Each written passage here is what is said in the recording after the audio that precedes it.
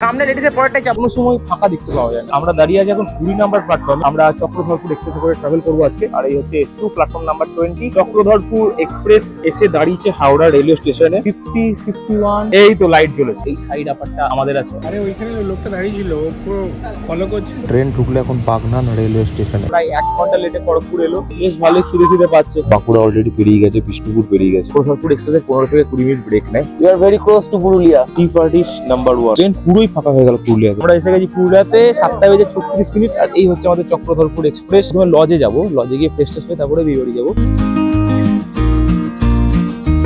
ঘড়ির কাঁটায় এখন সময় 9:06 মিনিট। এখানে আমার ব্যাকপ্যাকও পুরোপুরি রেডি। আমার বাড়ি থেকে বেরিয়ে যাচ্ছি এখন হাওড়া রেলওয়ে স্টেশন। সেখান থেকে আজকে 18011 আপ চক্রধর এক্সপ্রেস ধরে পাড়ি দিচ্ছি পুরুলিয়া। ডিনার কমপ্লিট করে বাড়ি থেকে বেরোলাম। ট্রেনে এমনিতেও আমার রাতে ভালো করে ঘুম হয় না। সো আজকে পুরো ট্রেন জার্নি শেয়ার করবো তোমাদের সাথে, এবং যতটা ইনফরমেশন দেওয়া যায় চক্রধরপুর এক্সপ্রেস সম্পর্কে সমস্তটাই তোমাদের সাথে শেয়ার করবো। আর এখন হাঁটছি সোজা শ্রীরামপুর রেলওয়ে স্টেশনের উদ্দেশ্যে। হাওড়া থেকে সম্ভবত নিউ কমপ্লেক্স যেতে হবে। আর এইবার পুরুলিয়া যাওয়ার পেছনে কারণটাও বেশ খানিকটা অন্য। আমার এক বন্ধুর দাদার বিয়ে, সে আমাদের ইনভাইট করেছে, সেই উদ্দেশ্যেই যাবো। এসে গেলাম শ্রীরামপুর রেলওয়ে স্টেশনে। আমাদের ট্রেন ঢুকছে 2 নাম্বার প্ল্যাটফর্মে। আর এই হচ্ছে রাতের শ্রীরামপুর রেলওয়ে স্টেশন। আমাকে সৌরভপতি ও দাদার বিয়েতে পুরুলিয়াতে দেখাবো ওকে গিয়ে।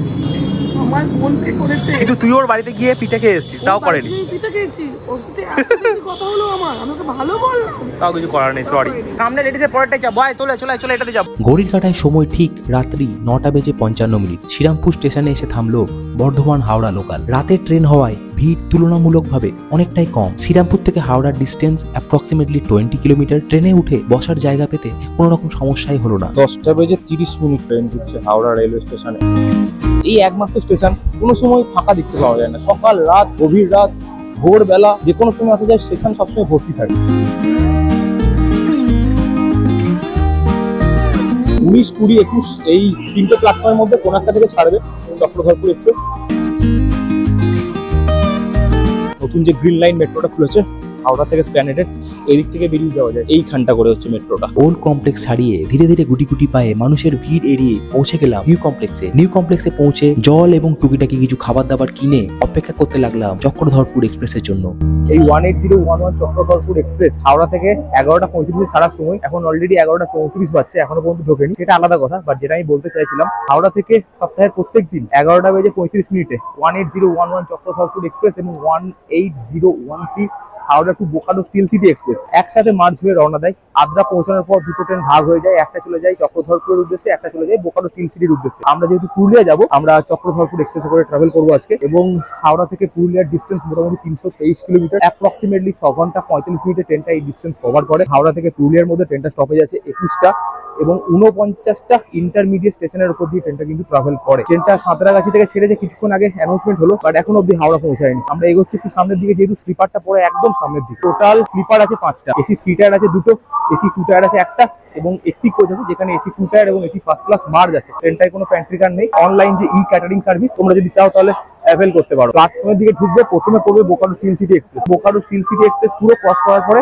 দেন পাবে চক্রধরপুর এক্সপ্রেস। এবং চক্রধরপুর এক্সপ্রেসেরও ফার্স্টে পড়বে 3 এসি, দেন পড়বে এসি 2 এসি, একদম লাস্টে পড়বে স্লিপার। আর একটা ইন্টারেস্টিং ফ্যাক্ট তোমাদের সাথে শেয়ার করি, এই ট্রেনটার হাওড়া টু চক্রধরপুর এক্সপ্রেস প্রথম রওনা দিয়েছিল হাওড়া থেকে চক্রধরপুরের উদ্দেশ্যে 1907 সালে, মানে স্বাধীনতারও আগে। প্ল্যাটফর্ম এন্ডে অলমোস্ট চলে এসেছে। আর আজকে আমরা ট্রাভেল করবো স্লিপার ক্লাসে। S2 তে আমাদের রিজার্ভেশন আছে। এই 19 আর 20 মধ্যে কোনো একটাতে কিন্তু চক্রধরপুর এক্সপ্রেস আসার কথা। 17 নাম্বার প্ল্যাটফর্মে কিন্তু দাঁড়িয়ে আছে Jabalpur to Howrah express 11447 Jabalpur to Howrah Shaktipunj express দাঁড়িয়ে আছে।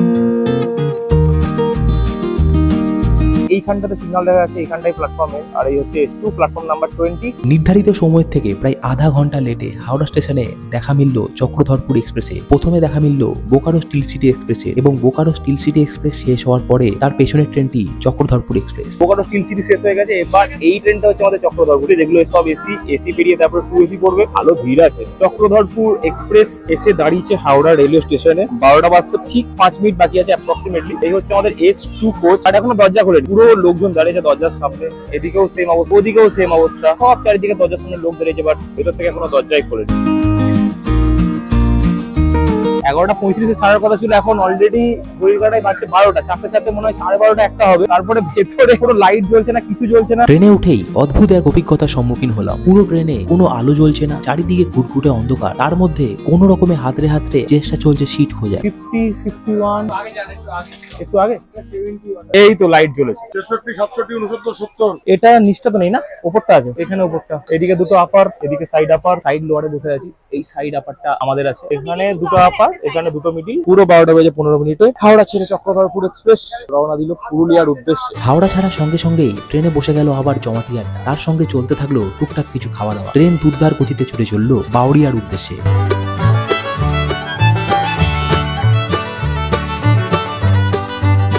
আরে ওইখানে লোকটা দাঁড়িয়ে ছিল, ও পুরো ফলো করছিল। ব্যাগটা কি পাওয়া গেছে না পাওয়া যায়নি? চুরি ব্যাগ।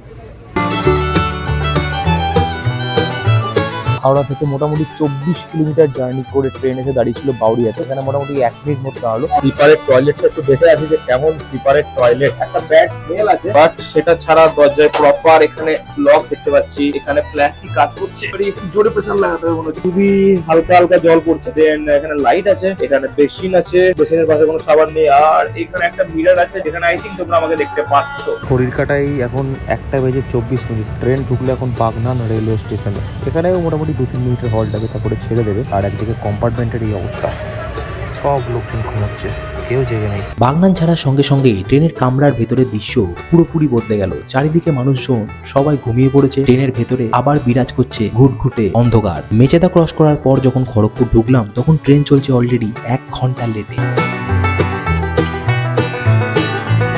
ঘড়ির কাঁটায় এখন সময় মোটামুটি 2:45। ট্রেন এসে থামলো খড়গপুর রেলওয়ে স্টেশনে। প্রায় 1 ঘন্টা লেটে খড়গপুর এলো। খড়গপুর এলে অ্যাকচুয়ালি 3টে জিনিসের কথা মনে পড়ে। অবভিয়াসলি তো খড়গপুর আইআইটি, আমাদের ভারতবর্ষের 4th longest railway station. South eastern railway যে হেডকোয়ার্টার, সেটা হচ্ছে এই খড়গপুর। এই হচ্ছে রাতের খড়গপুর রেলওয়ে স্টেশন। আর এই আমাদের 18011 চক্রধরপুর এক্সপ্রেস প্ল্যাটফর্ম নাম্বার 4-এ এসে দাঁড়িয়েছে। বেশ ভালোই খিদে পাচ্ছে। মোটামুটি 5 মিনিট পরে এখান থেকে ছেড়ে দেবে। 2:42-এ ঢুকেছে। কথাটা তো আমি শুনে যে দরজার পাশ থেকে আপনার ব্যাগটা নিয়ে নেমে গেছে। ইনার ওয়াইফেরই ব্যাগটা ট্রেন থেকে চুরি হয়ে গেছে। 2:51 খড়গপুর ছেড়ে এবার রওনা দিচ্ছি সোজা মেদিনীপুরের উদ্দেশ্যে। খড়গপুর থেকে ট্রেন ছাড়ার পর আমিও একটু ঘুমিয়ে পড়েছিলাম। পরদিন সকালে যখন ঘুম ভাঙলো, তখন ট্রেন অলরেডি 161 কিলোমিটার তার জার্নি কমপ্লিট করে ফেলেছে। মেদিনীপুর, শালবনী, বিষ্ণুপুর, বাঁকুড়া এবং ঝন্টিবাহারি ক্রস করে ট্রেন তখন ঢুকছে মেটাল শহর রেলওয়ে স্টেশনে। ঘড়ির কাঁটায় এখন সময় 6:21। রাতের বেলা এত ঠান্ডা ছিল, পুরো এক্সট্রিম ঠান্ডা। একটা ছোট্ট রেলওয়ে স্টেশন এখন পেরোচ্ছে, এটার নাম হচ্ছে মেটাল শহর। বাঁকুড়া অলরেডি পেরিয়ে গেছে, বিষ্ণুপুর বেরিয়ে গেছে। আরো মোটামুটি 1-1.5 ঘন্টার মধ্যে পুরুলিয়া আমরা ঢুকে যাবো। এবং ট্রেনের জানলা থেকে বাইরে তাকিয়ে দেখি সূর্য দেবতা পূব দিক থেকে সবেমাত্র উঁকি দেওয়া শুরু করেছেন। মেটাল শহরের পরবর্তী এই ট্রেনের স্টপেজ ছিল আদ্রা রেলওয়ে স্টেশনে। হাওড়া থেকে জার্নি শুরু করার পর প্রায় 283 কিলোমিটার জার্নি কমপ্লিট করে আদ্রা এসে যখন ট্রেন থামলো, তখন ঘড়ির কাঁটায় সময় 6:43। এখানে ট্রেনের স্টপেজ আছে প্রায় 15 মিনিট, কারণ এখান থেকে ট্রেন দুটো ভাগে ভাগ হয়ে যায়। একটি ট্রেন চলে যায় সোজা চক্রধরপুরের উদ্দেশ্যে এবং আরেকটি ট্রেন যায় সোজা বোকারো স্টিল সিটির উদ্দেশ্যে। 6:43 ঘড়ি কাটার সময়। আদ্রাতে এসে মোটামুটি চক্রধরপুর এক্সপ্রেসের 15 থেকে 20 মিনিট ব্রেক নেয়, কারণ এখানে দুটো ট্রেন ভাগ হয়, একটা হাওড়া চক্রধরপুর এক্সপ্রেস এবং একটা Howrah Bokaro steel city express. Adra থেকে ট্রেন ছাড়ার সঙ্গে সঙ্গে আশপাশের ভূপ্রকৃতির এক অদ্ভুত সুন্দর বদল চোখের সামনে ভেসে উঠল। দূরে তখন দেখতে পাওয়া যায় রুক্ষ মালভূমির বিস্তীর্ণ পর্বতমালা এবং তার সঙ্গে দূর থেকে দিগন্ত অব্দি ছেয়ে রয়েছে পলাশের রক্তিম আভায়, যা দেখে খুব সহজেই অনুমান করা যায় আমরা খুব কাছাকাছি এসে পড়েছি পুরুলিয়া। গরম চায়ের কাপে চুমুক দিতে দিতে এবং বাইরের অপরূপ প্রাকৃতিক দৃশ্য দুচোখ ভরে উপভোগ করতে করতে হাওড়া থেকে প্রায় 322 কিলোমিটার অতিক্রম করে গড়ধ্রুবেশ্বর, আনাড়া এবং উস্তাউর পেরিয়ে ফাইনালি পৌঁছালাম আমাদের আজকের ডেস্টিনেশন পুরুলিয়া। ঘড়ির কাটায় সময় 7:32। ফাইনালি পুরুলিয়া। এই হচ্ছে পুরুলিয়া রেলওয়ে স্টেশনে। এই যে ট্রেন অর্ধেক ফাঁকা, অর্ধেক কি ট্রেন পুরোই ফাঁকা হয়ে গেল পুরুলিয়াতে। 1-2জন বসে আছে শুধুমাত্র। প্রায় 1.5 ঘন্টা লেটে পুরুলিয়া এসে পৌঁছালো। এই একটা রাতের পুরুলিয়া আসার জার্নিটা ছিল সত্যিই মনে রাখার মতো।